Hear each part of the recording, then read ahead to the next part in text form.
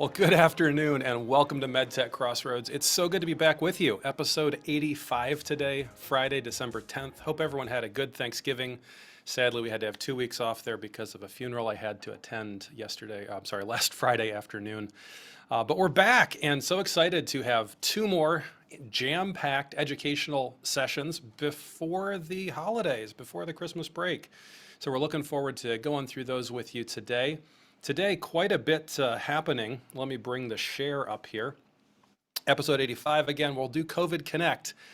We're going to have to take a little bit of we made a mistake before because it turns out that CDC just hid the data. They didn't make it disappear, they just hid it. Well, I don't know if that's any better, but we did find the state reports again, so we'll be reporting on those today. We'll also be talking about COVID tests expected to be affected by the Omicron variant. That's really interesting. The variants are a part of life now. And how do the tests respond? We'll dive into that a little bit. After that, we're going to talk about FDA's guidances to date on artificial intelligence and machine learning.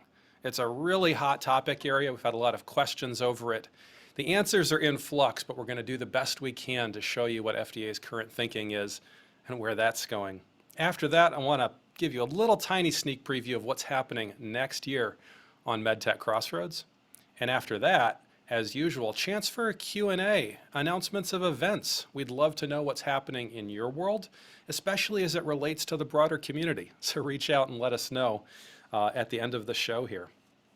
With that, let's go to the COVID metrics and vaccine distribution.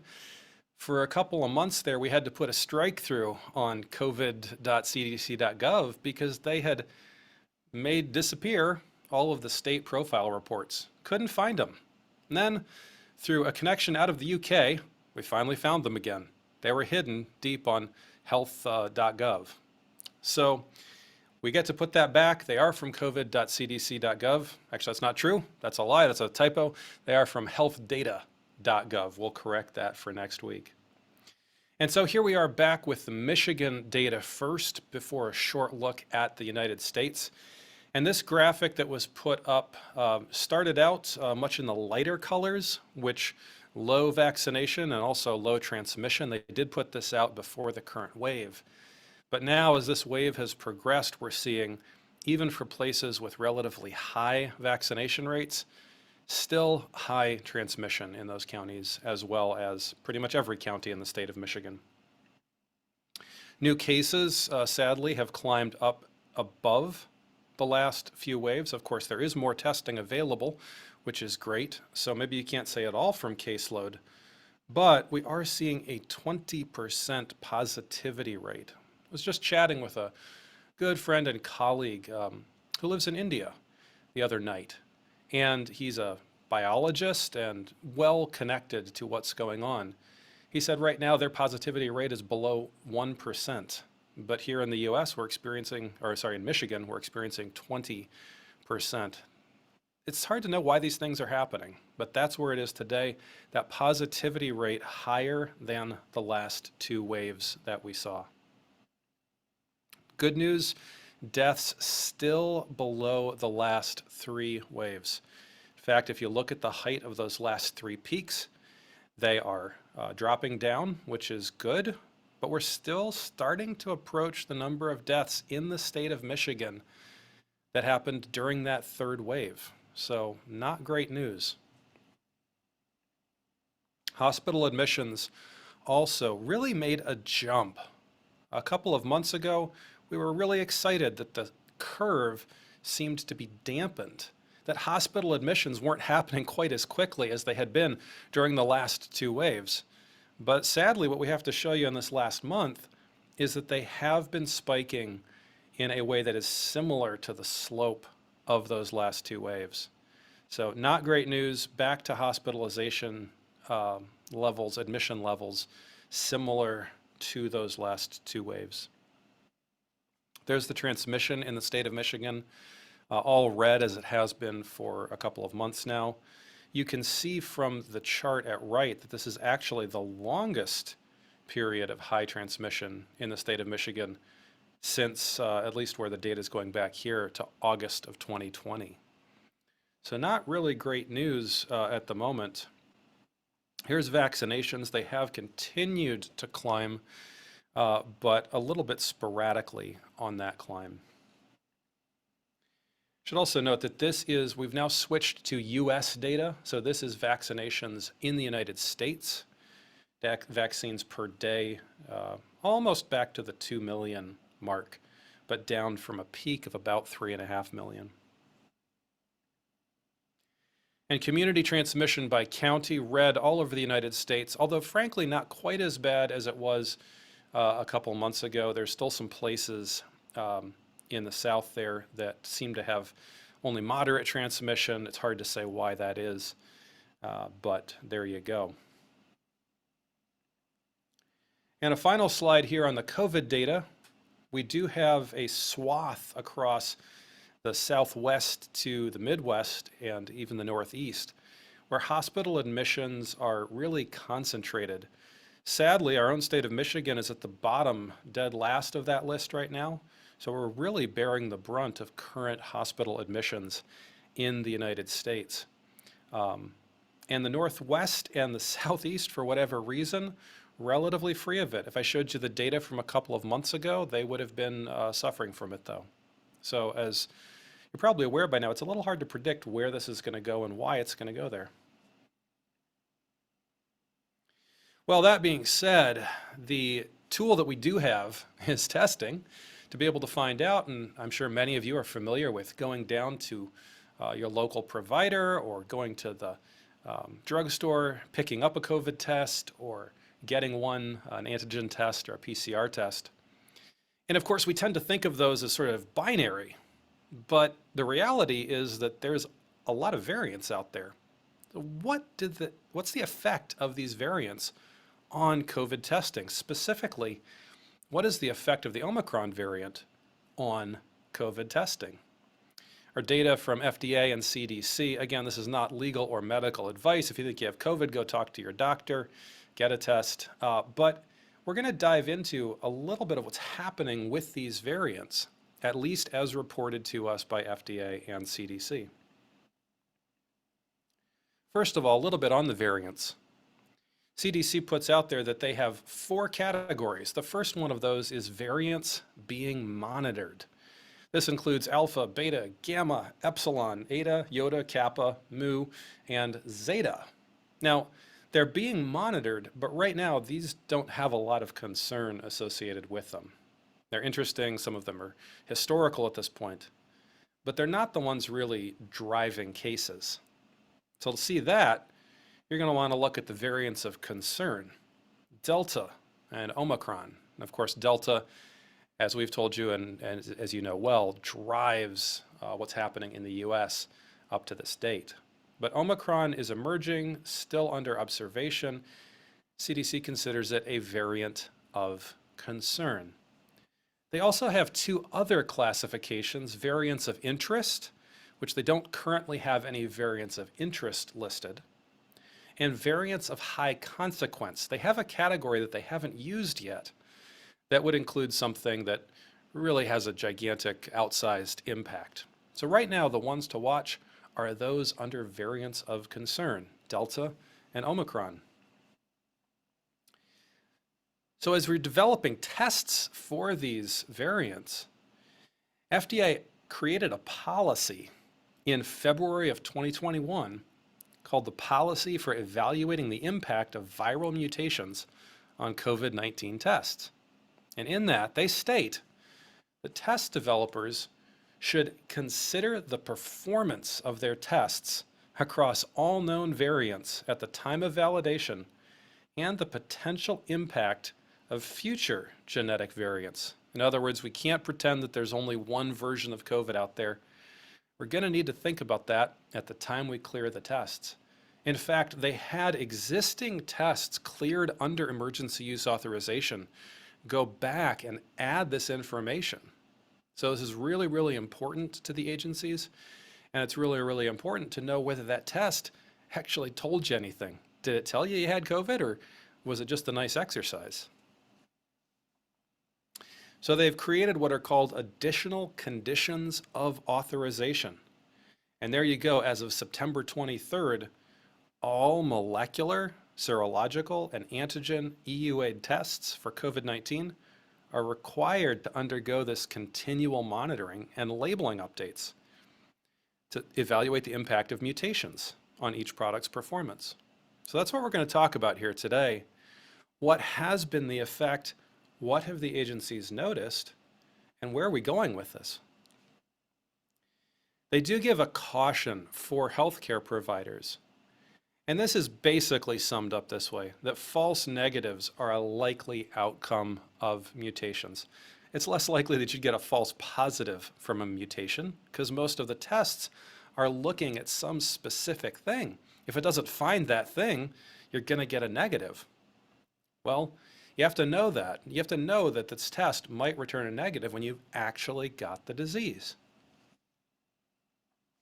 And just a little bit about this, I have to clarify this. I am not a biologist by training, but we've worked in molecular diagnostics, and we're giving you data here from the CDC. So if you're unfamiliar with how ribonucleic acid or RNA works, it's like half of that ladder that you see on all the DNA pictures with the spiral structure behind it. Each one of these half rungs in RNA is called a nucleotide. And in COVID, there's about 30,000, just a little bit less than 30,000 nucleotides. Each nucleotide can be one of four things, this adenine, uracil, etc. And together they form what amounts to a program.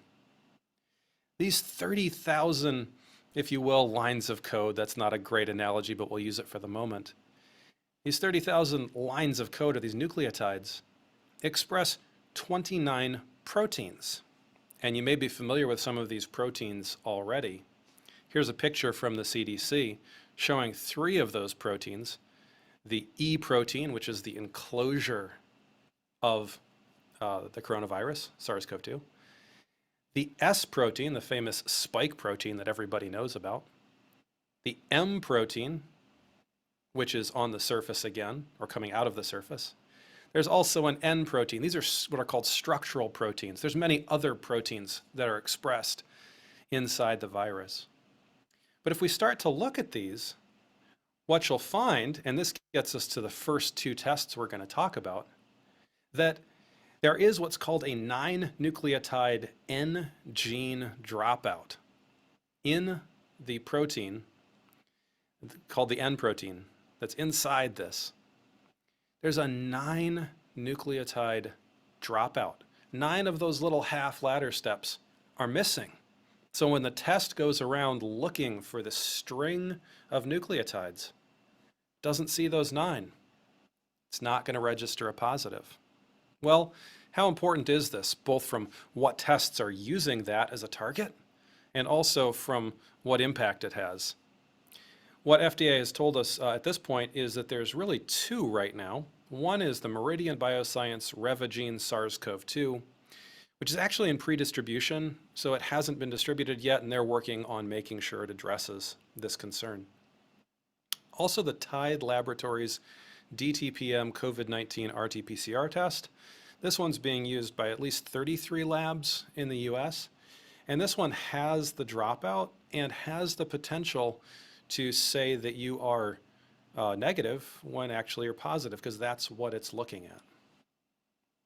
Well, there's also some with an S gene dropout in that spike protein. It appears to be a much smaller deletion, not even as many as 9 nucleotides, but it has the potential to not detect. Oh, but here's some good news. First of all, this wasn't unique to Omicron. This has happened in other variants. There are 27 tests affected by this. We're not going to list them all. But what FDA says is that since these tests are designed to detect multiple genetic targets, the overall test sensitivity should not be impacted. This is good news, and I think it forms a staple of what is going into test design these days. You don't just look for one target. You don't look for just one sequence. You look for multiple sequences. The more you look for, the less impact a single dropout is going to have. You may not detect that part of the code, but you'll detect other parts of it, And so it is with these 27 tests. Yes, they're affected by that S dropout, but whether they're going to detect Omicron or not doesn't appear to be affected. So FDA is tracking these things.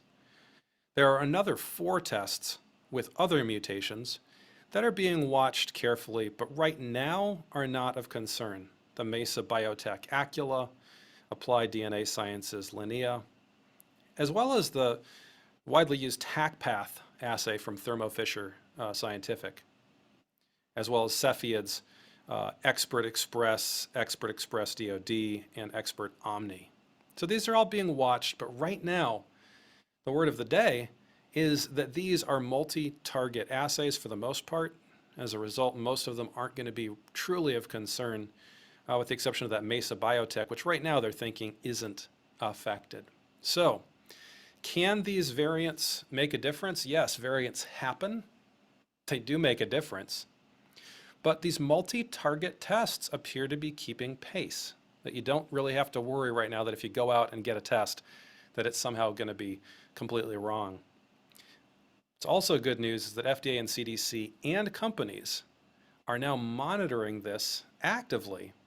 And it's a requirement now of the EUA. It's an additional condition of authorization that these be monitored and updated, and that the labeling gets updated with it. So in this case, sounds like a pretty good job being done. Very exciting to see that these tests are being tracked this way.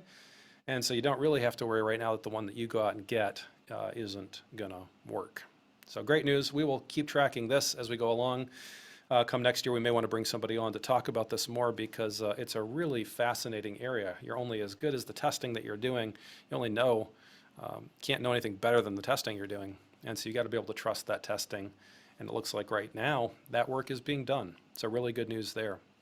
We'll pause right there to see if there's any questions or comments. Here's a page of links for some of the things we just showed you. I know it's a little hard to get to if you're watching the video afterwards, but at least you've got a way to track these down if you like to do your own research like we do here. So we'll give just a second for any questions or comments on this. We'd be happy to take those before we go to our next section.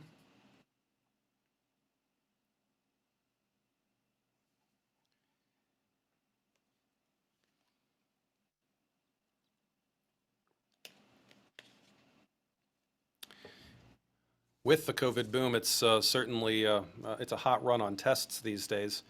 You go to the local drugstores and they're having a fun time keeping those in stock.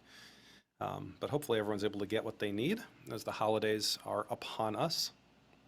Well, not seeing any questions, we are going to move to the next section of our presentation today. And that is guidance from the FDA on artificial intelligence and machine learning. Again, this is not legal advice, and it's a heavily changing area. This is really the cutting edge of what they like to call regulatory science. There's a lot of thoughts, a lot of opinions. It's very hard to find any ground truths. But that's what we're going to do a little bit of today, is we're going to talk about some of the things that you can plant your flag on when it comes to artificial intelligence and machine learning. Well, if you've watched some of our previous episodes when we've talked about software as a medical device, you've heard us say that often software is in a medical device. But it's also possible for software to be a medical device. It's called SAMD, or software as a medical device. It's under this heading that things like artificial intelligence and machine learning usually reside in FDA's thinking. We've talked before about the 2017 Digital Health Innovation Action Plan, which FDA released. Looking forward, how are they going to regulate this? Well, a number of years have passed, but this is still an important point. FDA recognizes that an efficient, risk-based approach to regulating digital health technology will foster innovation of digital health products. FDA's traditional approach to moderate and higher risk hardware-based medical devices is not well suited. That's a A very impressive admission, and I think a very right one for the agency to make. And it's not well suited for faster iterative design development and type of validation used for software-based medical technologies. Traditional implementation of the pre-market requirements may impede or delay patient access to critical evolutions of software technology, particularly those presenting a lower risk to patients. So it's within this kind of a SAMD framework that FDA recognizes that traditional approaches probably aren't going to cut it. But the reality is that right now what we have is traditional approaches while things are being figured out. And there's many groups trying to figure this out. Before we go much further, we'll mention what we've said before, which is that FDA does try to look at software as discretionarily as they can, separating things into apps that are high risk, which is a high focus for the agency, and low risk apps, relay devices, general wellness, which isn't as much of a focus. They're trying as hard as they can to say, okay, do that over there, we won't worry about it. But at core, there's a process, and you've heard us talk about this process many, many times, of development. It involves things like design controls, a design history file. There's a lot of quality management system work that has to happen. There's a device master record that has to be created. There's regulatory approvals, clearances, 510Ks, de novos, PMAs. There's ongoing FDA audits to see if you're keeping this all in line. It can be overwhelming. And that's for a relatively static device, one that doesn't change a lot. Software, as we know, changes a lot. It usually has to be maintained and updated and kept going. I think that's why we call it software as opposed to hardware. It really does have the ability and often the necessity to change. And we haven't even started talking about artificial intelligence and machine learning yet. So FDA has embarked on what they call a pre-cert program, but it's currently in pilot. The idea of the pre-cert is that companies would get evaluated on how they do software, whether they're approaching this in a way that allows you to sort of predict where things are going, to be able to reduce burdens. Well, that relies on things like real-world data collection later on to see if this is working, to make sure that you're actually getting what you signed up for and what the agency signed up for. It's worth also saying this, that this is not just a US effort. This is actually an international effort. The IMDRF, International Medical Device Regulators Forum. The US is one of a number of partners to this. They're trying from the get-go to think about this holistically, internationally, so that these principles make their way into devices, software devices, all across the world. And that's a great effort. This doesn't mean that AI and ML devices aren't getting cleared by the agency. They are. In fact, if you look on the website, there's 343 such devices utilizing AI or ML-enabled technologies on the FDA website, 343 devices. That's great, but one thing that you'll find and that FDA says is that the vast majority of these use artificial intelligence or machine learning to create a model and then to lock it. So the device, the software device, isn't using machine learning after it's released. It's being developed using machine learning. And once that algorithm or that model is created, it's frozen every bit as much as a hardware device might be frozen. And as it's shipped, it's not learning new things from the populations that it's used on. It's really just doing the same thing over and over again. And so this is a possibility. This is something that's been done hundreds of times now, and FDA has been able to clear these. But that's not really the promise of machine learning. That's not really the promise of AI. The promise of these is to be able to adapt, to be able to learn, to be able to make changes after they're released. Well, this is where things get a little bit tricky. Because as you know, predicting the future is hard for anyone who's ever been engaged in the stock market. You've heard this term before. Past performance is not indicative of future results. And that's kind of what you're up against. In fact, a little anecdote from my own experiences and those that we've seen over the years in our business. I've encountered so many times somebody says, I want to make, for example, a diagnostic. And they collect some data, and a trained eye looks at that and says, hey, I bet I could fit a line to those data points. That'll give me a predictive ability. It'll allow me to then get more things, bring them in, and I've created a model. Isn't this exciting? Well, it sounds good, but time and time again, what we find is that oftentimes something will be missing. There were a couple data points that were excluded for good reasons, but nevertheless, it starts to make you wonder. And then as you explore more deeply and you release that model to more and more testing, so many times, what you find is that there was actually a lot more data out there that you just didn't see the first time. And that extra data blows your model out of the water. That line doesn't mean anything anymore. Now, this isn't an exact analogy, but it's similar to the kinds of problems encountered in artificial intelligence and machine learning. You can build a cool model, but will it survive real-world challenges? As parameters change, will it really make it? You've heard us talk about this before. The idea of a pedigreed device, or in this case, an algorithm. Before clearance, it's usually got to be subjected to verification and validation.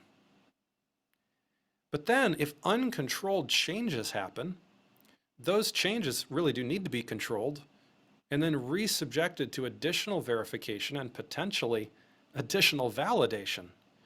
That's a lot of work, a lot of documentation that has to happen. But the promise of artificial intelligence and the promise of machine learning is that you could take an initial device or an algorithm, you could add new real world data to it after clearance, and then the learning algorithm would change. But if you haven't already seen it, the problem is how do you verify and how do you validate that? And this is the kind of question that FDA and other regulatory agencies are wrestling with. How would we ever check this?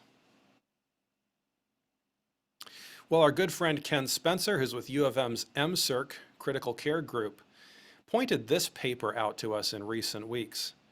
It's called Artificial Intelligence in Healthcare: The Hope, the Hype, the Promise, the Peril. It's actually a really cool amalgamation of a number of papers.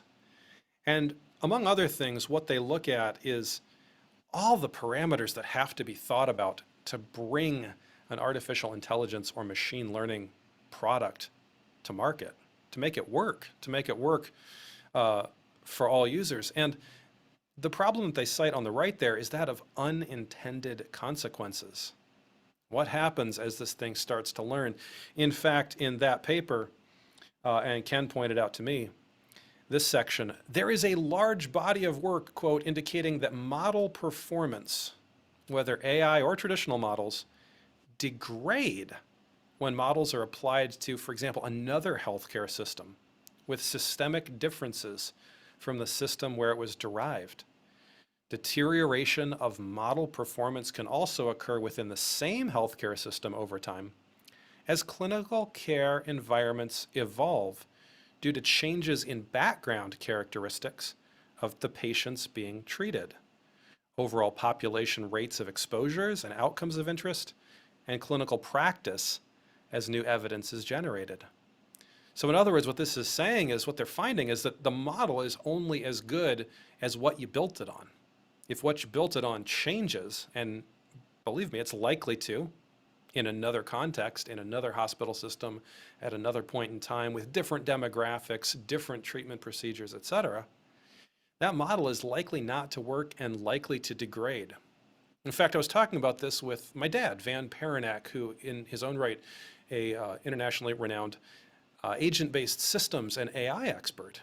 And he was mentioning to me that the number of variables that you put in, the more you put in, the better you can fit a model. But the minute those variables are wrong or wrongly chosen, the quicker it breaks down. I think this is what people are starting to experience.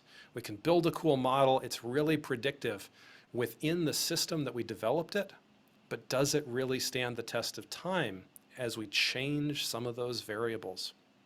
This is the challenge. And I think FDA is starting to recognize some of these challenges.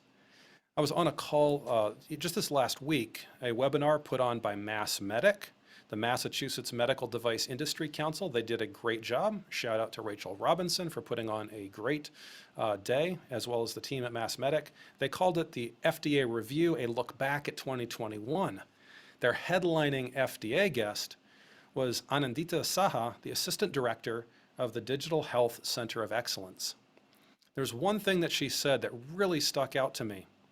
As the pre-cert pilot for SAMD is coming to an end, FDA is tipping their hand that they believe that they need additional authorities to do what they want to do. Translation, the law doesn't allow them to deviate as much as they need to be able to manage these types of devices. And of course, changing the laws can be a long process. It was a number of years ago that we're talking to CDRH's Jeff Shuren, who was talking about ways to get 13485 implemented in the US. And many of those require statutory changes. This is a long process and a hard one that's outside of FDA's direct control. This means that we may be waiting a while for the kinds of changes that we're hoping for to enable SAMD and AI ML innovation to happen the way that we want it to. So with that in mind, is this all doom and gloom? Is that what we're saying, is we can't do anything? We just have to give up and throw in the towel? No, I don't think so. In fact, what we're going to talk about for the rest of this session is what FDA has said, where we can plant a flag, where we can say, okay, we know enough, we can innovate within these boundaries. Maybe those boundaries aren't as wide as we want, but let's find out where they are at least, and that should enable us to do more as we go forward. So the first thing that I want to bring up to you is this document. It's not a guidance. This is a forward-looking document from FDA issued this year, January of 2021. Artificial intelligence, machine learning based software as a medical device action plan. This is what they're thinking about for the future. We won't cover the whole document, but it's certainly worth a read if you're in this space. The areas covered, I'm going to say, this is just my personal opinion, kind of in opposite, or kind of in order of importance rather. The change control plan, the most concrete thing we can talk about. Good machine learning practices, the next most. Patient-centered transparency, bias identification and elimination, and then real-world performance monitoring.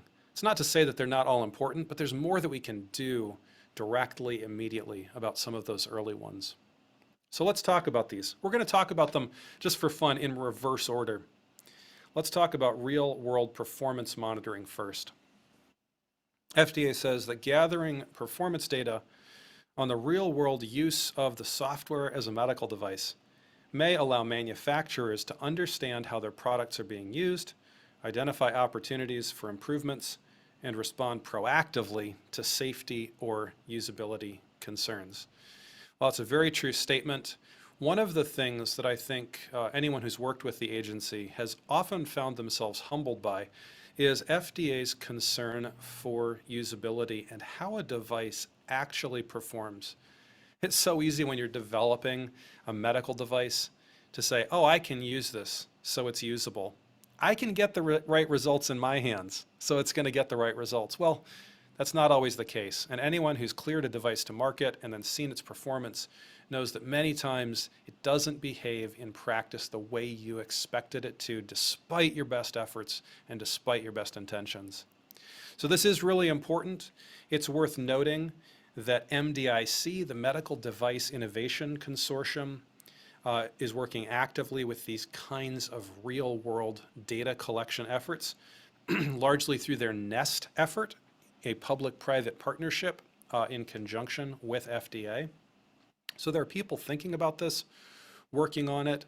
Of course, there are databases out there where data collection is supposed to happen, public databases with private inputs to them. So if you're developing software as a medical device, specifically AI and ML, One question you should be thinking about is how will the effectiveness, even if FDA lets me through, even if they clear it, how will the effectiveness of this be monitored? Don't shortchange yourself, because this is a place where FDA is going to be looking and looking really hard. Bias identification and elimination. Well, this is similar to what we talked about earlier. If you change populations, everything could change. They say in this document that healthcare delivery is known to vary by factors such as race, ethnicity, and socioeconomic status. Therefore, it's possible that biases present in our healthcare system may be inadvertently introduced into the algorithms. And that's really part and parcel of the previous topic that we were talking about, that as you change those input variables, the algorithm is most likely to not get it right. How do you deal with that? How do you eliminate those biases? Patient-centered transparency. Now this is applaudable. This is a important thing. I'm glad the agency acknowledged it. The agency says that they are committed to supporting a patient-centered approach, including the need for a manufacturer's transparency to users about the functioning of artificial intelligence and machine learning-based devices, to ensure that users understand the benefits, risks, and limitations of the devices. Now, while that's absolutely applaudable and should be a part of any strategy, I don't think you have to look much further than what's happened with COVID and vaccines to understand that they can be misunderstood in multiple ways, either to think that they're unnecessary or to think that they are the panacea that will cure everything. It's this level of nuance that is often exceptionally hard, if not impossible, to communicate. This is a major challenge to overcome if we're going to succeed at transparency of understanding what these devices can or cannot do.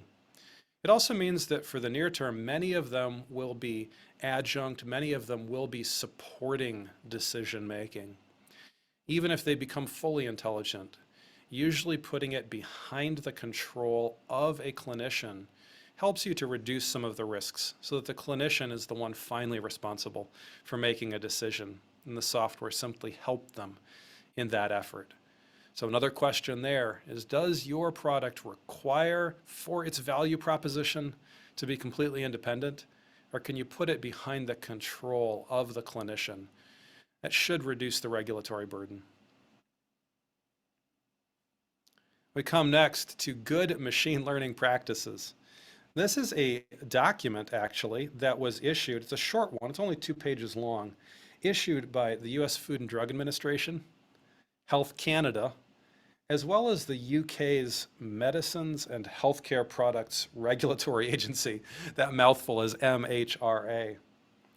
And they've identified 10 guiding principles, we'll touch them briefly here, that should go into any AI or machine learning development effort. Number 1, multidisciplinary expertise is leveraged throughout the total product life cycle. Well, that may seem obvious, but it's still a temptation, especially in software, for a programmer to sit down, write what they think they want, and move on. And what the agencies are saying is that you really have to understand how a model is going to fit into its intended clinical workflow. So it can't just be the programmer deciding how this is going to work. It has to really involve all the disciplines that are going to get touched by it. Seems obvious, but it's worth noting. Another obvious one, good software engineering and security practices are implemented.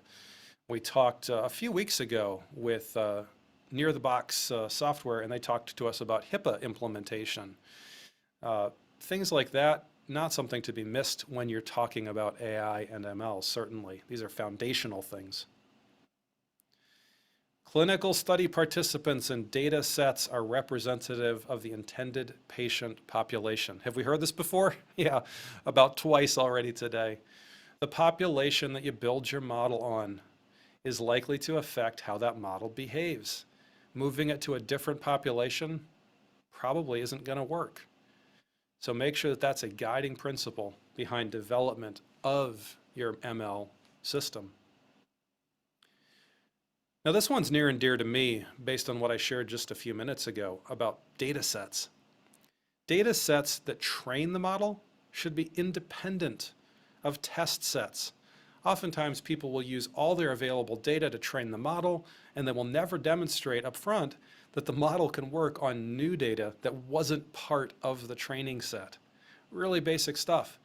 But if you're going to go out there and collect data and build a model around it, at least save some of that data to check your model against. If it doesn't match, you may not have developed a sufficient model. You want to build your reference data sets on the best available methods, that is reference standards. The document says to ensure that clinically relevant and well-characterized data are collected and the limitations of the reference are understood. Just saying I've got data isn't enough. You have to understand where that data comes from. Now, this one is also important from a regulatory perspective. The model design is tailored to the available data and reflects the intended use of the device. It's always possible for a development effort to start to slowly diverge from what was the original intended use. You have to make sure that what you're actually targeting is the original intended use of your product. In fact, that is something that in the world of normal 510Ks triggers a new 510K, is changing the intended use of your device. So if you don't keep track of that, if the ways that your model can change would change the intended use of the device, hold up. That's never going to make it through. So make sure you're tailoring based on that. Also, a focus on the performance of the human team conjuncted with the AI team. When there's a human in the loop, human factor considerations and human interpretability of the model outputs need to be addressed. The fact that the model gets the right answer, whatever that may be, doesn't mean that it got successfully communicated or that it changed behaviors in the desired way. That has to be considered as well. So it's not sufficient to say, hey, here are some data sets, we got the right answers. You have to show how those right answers are actually communicated into clinical practice effectively. And that's similar to this one, that testing needs to demonstrate device performance during clinically relevant conditions. Now, for those of you familiar with clearing medical devices, you know that this isn't anything new. This is just the basic principle of validation. You need to have users who are similar to the end users use a device under clinically relevant conditions to validate the device. And without that, you're never going to get clearance, even under a basic approach. And that users are provided clear, essential information. So again, even if the model can create something that's technically right, is it getting communicated to the user in a usable way? And finally, deployed models are monitored for performance and retraining risks are managed. You've heard this before today, that the models need to be monitored over time to see if they're really behaving. Well, this brings us to one of the most implementable and probably one of the most core things that can be thought about when it comes to artificial intelligence and machine learning, and that's a change control plan. FDA says that the SAMD pre-specifications describe what aspects the manufacturer intends to change through learning, and the algorithm change protocol explains how the algorithm will learn and change while remaining safe and effective. So after all we've said here, all of the things that can go wrong, all of the population things that can happen, all the ways the model can get messed up, what would happen if you went out there and you said, I want my model to change, but I'm going to specify the envelope in which that model can change. I'm going to specify that envelope, and then I'm going to prove that that envelope is safe and effective. And even though today my algorithm has me over here in that envelope, I'm allowing that data coming in could move my algorithm somewhere else in that envelope. And I would have already proven to you, regulatory agency, that those answers would still be safe and be effective. And if you can carve out that territory, it puts you back in a framework that looks a lot like a traditional 510K, a traditional de novo, because you're able to bound the problem, effectively pedigree your device, your software device, and show to the agency that the extremes are accounted for and that anything in between would be acceptable as well. So this is a really powerful concept. It's one that I believe that teams can start to think about today, even though FDA isn't to where we all wish they would be, to the point where they've got a full grasp and legal authority to regulate machine learning devices the way we'd like them to.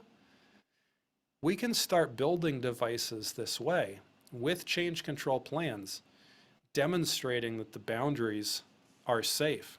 Understand the population boundaries, test them. Understand the treatment boundaries, test them and label them and tell people what they are.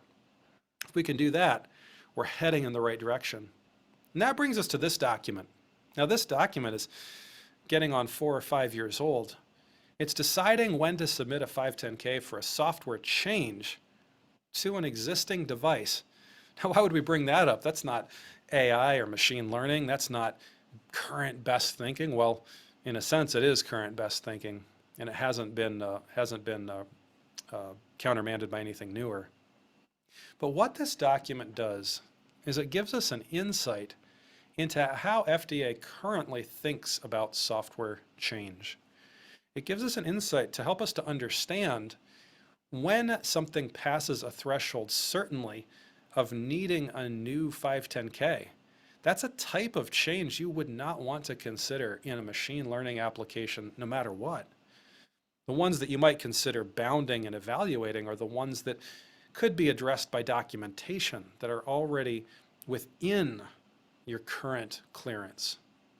But the ones that would push you outside of that, got to have those as flags on your radar to know that you would never want to go there. So let's talk a little bit about what's inside this document.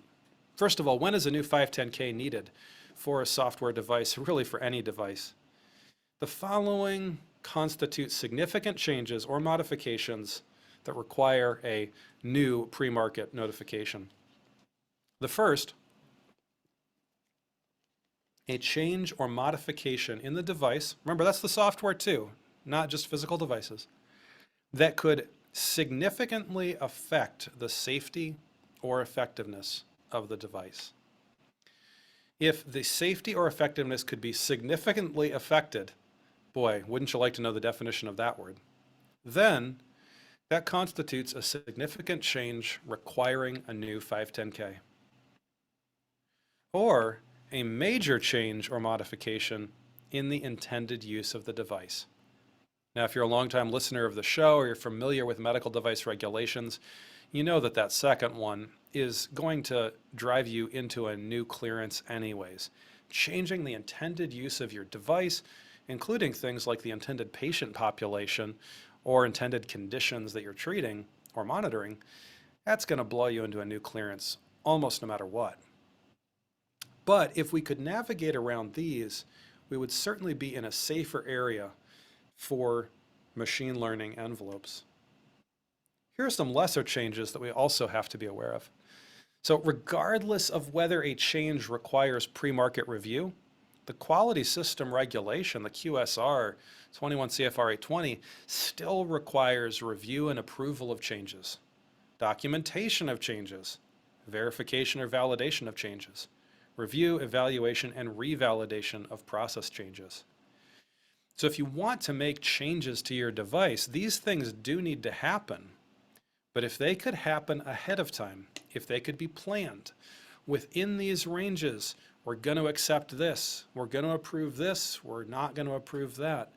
That way the software could be built to check for those things. And you could keep it under control. Somehow control has to be demonstrated under current regulatory frameworks. We're going to show you a little flowchart that the FDA has made available since 2017 in this document, but there's an assumption to this flowchart. There are best practice guidelines in this document that are out of scope for what we're going to cover today, but I do want you to be aware that those would need to be covered if you're going to follow this flowchart, so make sure that you've done that. And we'll go through these one at a time here. First, are you making a change to your software solely for cybersecurity that doesn't have another impact on the software of the device? Well, if we're talking about machine learning, this question isn't even relevant. We're not going to be making changes just for cybersecurity, usually, if we're talking about a healthcare device. So let's go on to the next one. Is the change made solely to return the system into specification of the most recently cleared device? If you're making a change just to keep the device into what it was supposed to be, that could be a good change to make, and FDA doesn't necessarily want to penalize that. So that's a place where if you can argue that, that's a really good thing. A little more germane to the artificial intelligence and machine learning space. Does it introduce a new risk or modify an existing risk? Does it create a new risk control measure or a modification of a risk control measure? This is where we're getting into possibilities with machine learning. Also, could the change significantly affect clinical functionality or performance specifications that are directly associated with the intended use of the device? Remember, we don't want to touch that intended use. Is there any room to navigate here? Is there anything we can learn from this older guidance about how we could navigate with machine learning? I think there is. Here's a few examples that the agency gives. If you have an EEG, and I'll read selections from this since I know it's a bit of an eye chart. If you have an EEG and you want to make a software modification to it to add an additional quantitative parameter that wasn't included in the original pre-market notification, guess what? That's going to drive a new 510K. So adding stuff that's as big as a completely new parameter, probably not going to be doing that anytime soon. But let's go to the next one. Modification of a risk control. Well, the news is still bad here. Here's a robotically assisted surgical system, and it's got a tolerance range in which the system can move, but software changes are made to widen that range. Is that acceptable? Can we do that? Big no. That's going to require a new 510K because we didn't live within the envelope that we had defined originally. We wanted to move completely outside of that envelope. And FDA is already saying, no, that's not acceptable. If it could change that much, that wasn't part of your original clearance. But what if the same robotically assisted surgical system, they make a software change to it to better calculate threshold settings for position sensors, to really just get the behavior that they wanted originally and had defined originally out of the system? Like, we know what a good result would be, but we don't know that our system always gives the best result. If we make software changes that allow that best result to happen, that doesn't necessarily require a new 510K. Do you see how this can be applied to the principle of machine learning thinking? You're actually able, in these limited circumstances, to predefine what success means and to work within that framework as you define what changes ahead of time would be acceptable for the software to make. This is what appears to be the currently available path for really making traction with artificial intelligence and machine learning. Allow for changes that really get you and keep you on the intended functionality of the device, even if it requires changes to happen to get you there. Because we know that not all people are the same. And so there does appear to be room in many cases to use those changing populations to target the kinds of things that you want the device to do without going outside the envelope. I'd really encourage your thinking in this area. What about modifying device algorithms? Well, FDA in their thinking 5 years ago said that if you're changing something like a arrhythmia alarm for a device, the change impacts sensitivity and specificity and therefore the very detection of arrhythmias. We cleared you at this sensitivity and specificity level, and now you're changing it. We can't do that without a new clearance. So there's a hard stop at that end of things. But I want you to think about what else could be done. This is going to require some really intelligent thinking. This is the kind of thing that many agencies are thinking about. FDA is listening, FDA is considering, but they haven't ruled yet. And it sounds like they're going to need statutory changes to really be able to do what they want to be able to do in the US.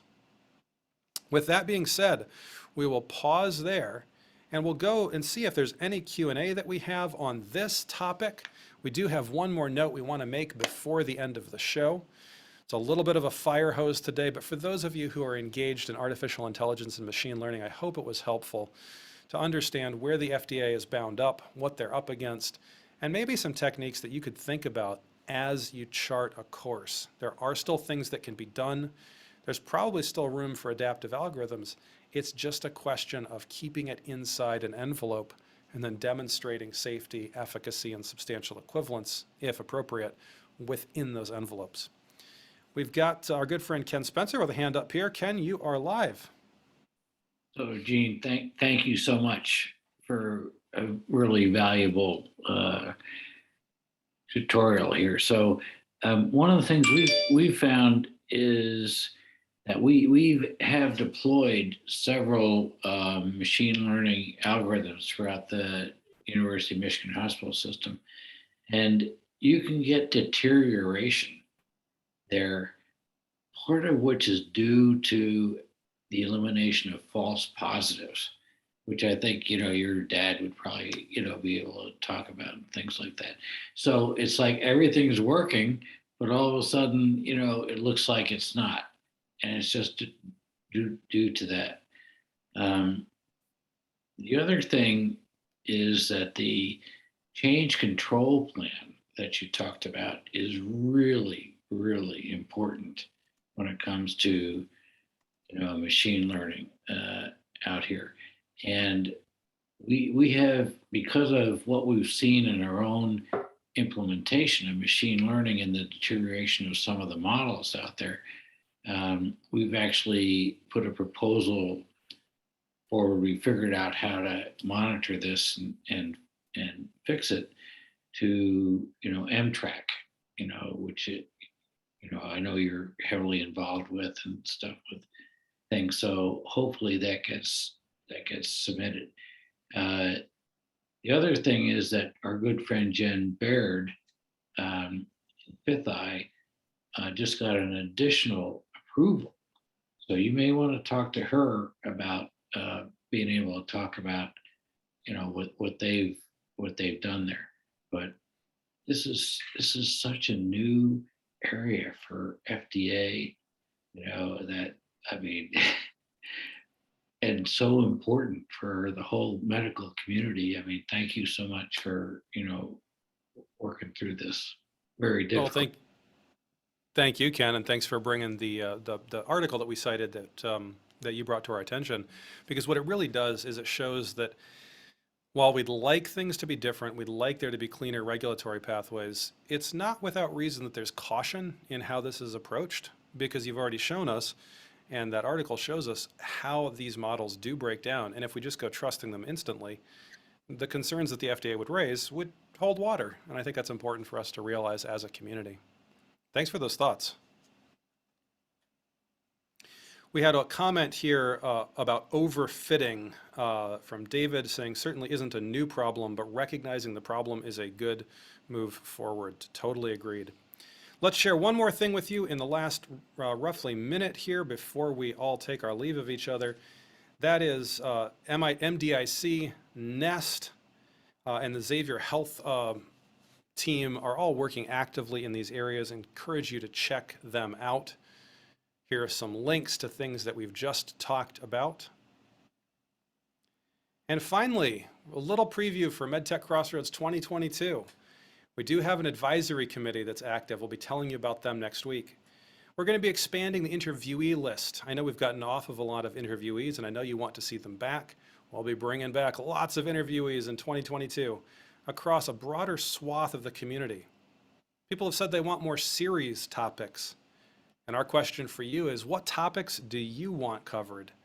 Likely topic areas do include medtech higher education, funding, accelerators and support groups, manufacturing, software, testing, development, regulatory, clinical practice, drugs, and intellectual property, but certainly not limited to that. If you have ideas for guests or topics you'd like handled on the show in 2022, send them to us. You can go to the Into Being website. You can use the contact form there.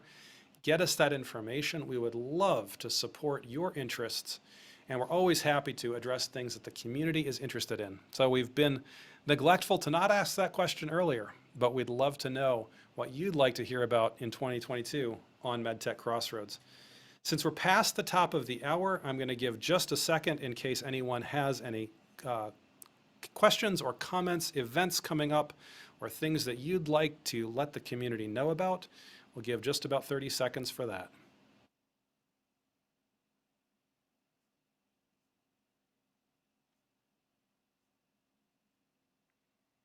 And not hearing or seeing any today, I want to thank you for being here on episode 85. One more show before the end of the year. We'll be doing that next week. Look forward to seeing you next Friday.